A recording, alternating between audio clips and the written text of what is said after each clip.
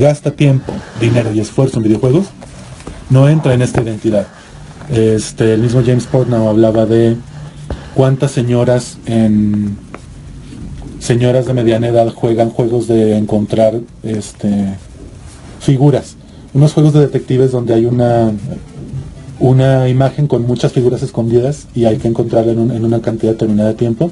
Es una industria de millones y millones de dólares, pero ninguna de esas señoras se considera gamer y muchos gamers obviamente no las consideran gamers.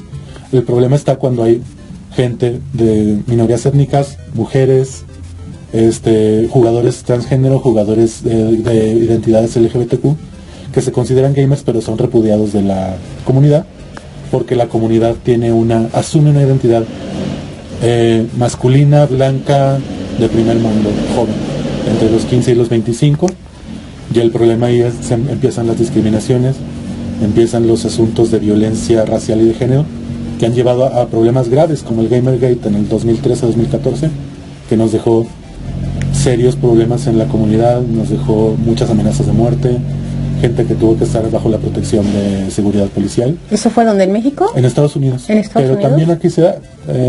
En Twitch, creo que tú estuviste en Twitch con hace unos años. Ajá. En Twitch se están... Gran evento, ¿eh? Es una cosa impresionante. Familias enteras. Así es. Y ahora la identidad es un papel muy importante de esto. ¿Cómo describes la identidad desde el punto de vista del productor, del consumidor? El acto de consumo... ¿Qué buscan?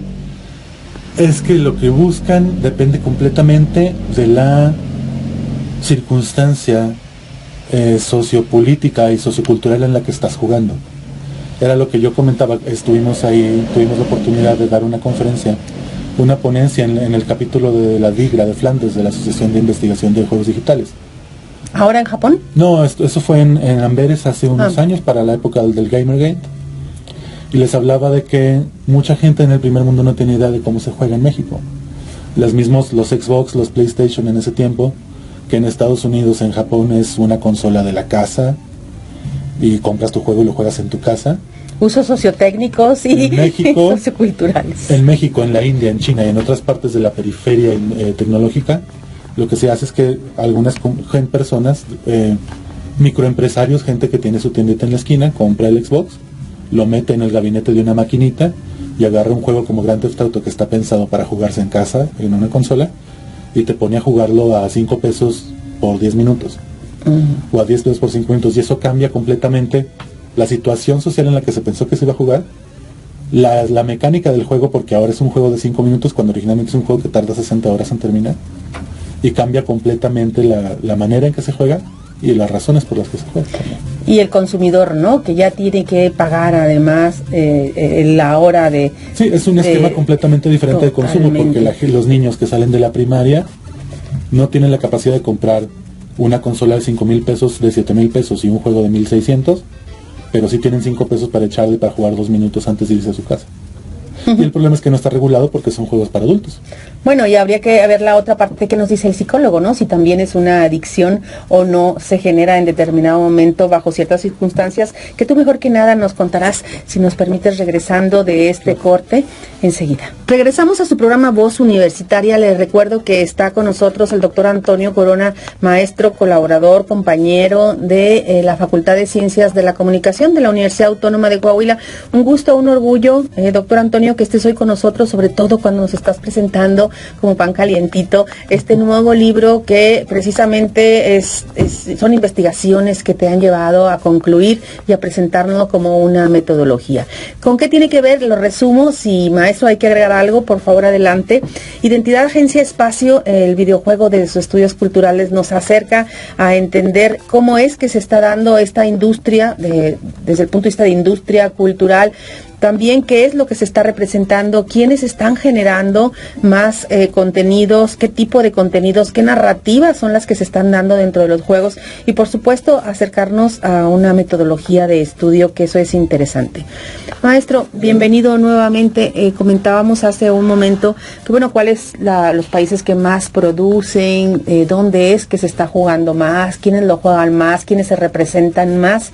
en lo que son los videojuegos. También nos comentabas hace un momento lo difícil que es describir en sí mismo ya lo que es un juego, y más cuando hablamos de lo que es videojuego. Pero yo creo que ya como Homo Videns, que se nos cataloga desde Sartori a estas generaciones, sí somos generaciones más visuales, más videntes, y que nos hemos acercado cada vez más a lo que son las TIC, a lo que son las tecnologías y a lo que ello nos lleva.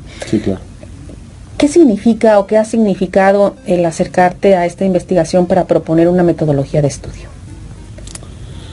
Pues para mí es algo muy importante. Yo soy de la primera generación que creció con videojuegos y que no dejó de jugar, además, porque ya mis papás le movían al Atari, pero ya no era su fuerte. Ya no era su producto cultural. Entonces, yo soy la primera generación que ya no dejamos de jugar, que seguimos jugando a la fecha, y en cierta manera es una generación que nos preocupamos por el videojuego como medio, que queremos que se le dé respeto y atención al videojuego como medio, pero también hay que tener en cuenta que si queremos que se respete el videojuego como un medio más, como la televisión, como el cine, hay que aceptar las responsabilidades sociales de, que estamos representando. Y culturales. Exacto, hay que responsabilizarnos más, como el cine, por ejemplo, de qué representaciones estamos haciendo. ¿Cómo se está dando? ¿Quién juega más? ¿Hombres, mujeres? ¿En qué países? ¿Dónde se produce, se consume más? ¿Está inmersa alguna política cultural, ideológica de alguna manera? Pues aquí en México, la región de Latinoamérica es la que más ha crecido en cuanto a consumo. Compramos mucho videojuego. Más desde que se ha formalizado más el mercado, porque antes eran más juegos piratas y ahora se compra más juego original. ¿Cuánto cuesta o en qué promedio anda un videojuego? Depende del juego. Un juego de consola como de PlayStation, Xbox, está estandarizado en $60, que vienen siendo, aquí en México lo compran 1.500. Dependiendo de la tienda, entre 1.200 y 1.600 pesos. 600. ¿Y el ciclo de vida de ese producto para una persona promedio, un joven ahora, cuál es? Es algo de lo que hablamos mucho, de replay value. Que digo, yo lo voy a comprar, me va a salir carísimo, ¿cuánto tiempo voy a durar jugándolo? ¿Cuánto me va a durar el 20? Decíamos antes. Según la mordida, dirían. Claro, y es algo que en las revistas que se dedican a criticar estos juegos toman en cuenta. Bueno, sí está muy padre, pero te va a durar 2 días. Y 1.600 pesos para 2 días de entretenimiento, así está carito. Entonces depende mucho del juego. Hay juegos según la habilidad, destreza, capacidad. Y depende mucho del juego, porque hay juegos muy narrativos, que es la historia, y cuando se acaba la historia ya acabaste. Por favor. Y hay juegos como el de moda de este año, Fortnite, que los niños lo juegan toda la vida y se están las horas y los días y las semanas jugando, porque no es un juego narrativo, sino que es un juego completamente experiencial. Juegas una partida como si fueras una partida de canicas y vuelves a empezar, y vuelves a empezar, y vuelves a empezar. Entonces no se acaba. Mientras no te aburres, no se acaba. ¿Qué tanto te ajena o te mete a ese mundo un videojuego? Hoy depende mucho del juego y del carácter y de la persona. Un promedio, desde el punto de vista de investigaciones, ¿qué hay? Yo no te podría decir que alguien se enajene. ¿No? Bien, digo, sí hay casos. Hay gente que se ha muerto en Corea jugando porque se le olvidó comer, pero también hay gente que se ha muerto porque se le olvidó comer viendo la tele. O vamos, eso ya es una patología de la persona. Entonces cambiemos la pregunta. ¿Qué tanto se aprende o a dónde te lleva el videojuego? De manera genérica, desde los estudios culturales, ¿qué nos dicen? Hay, como otros medios, de la misma manera que otros medios, te puede dejar mensajes muy buenos, aprendizajes muy buenos, mensajes muy malos y aprendizajes muy malos. La cosa es que, y esto es importante para los papás, exacto, el juego es más directo que la televisión o que el cine, porque uno está participando. Entonces, sí, tiene un potencial para enseñarte cosas muy buenas, igual hay potencial para enseñarte cosas muy malas, y lo hace más rápido que la televisión o que el cine, porque estás participando de lo que estás presenciando. Es interactivo, ¿no? Exacto. Entonces hay que tener más cuidado. ¿Qué consejo no les das? Que sea más malo, pero hay que tener más cuidado.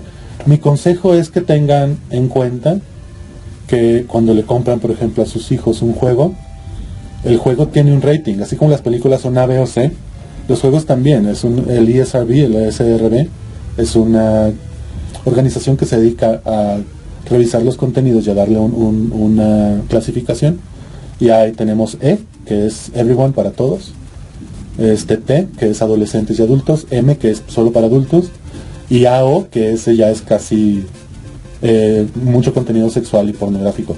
En consolas no hay AO, pero sí hay muchos juegos M, y luego veo yo muchos niños que no tienen la edad jugando juegos M, porque los papás no saben que hay un rating, que hay una clasificación, y que le están comprando a sus hijos un juego que no es para su edad. Los papás. ¿Y los centros comerciales es la lo cosa, saben?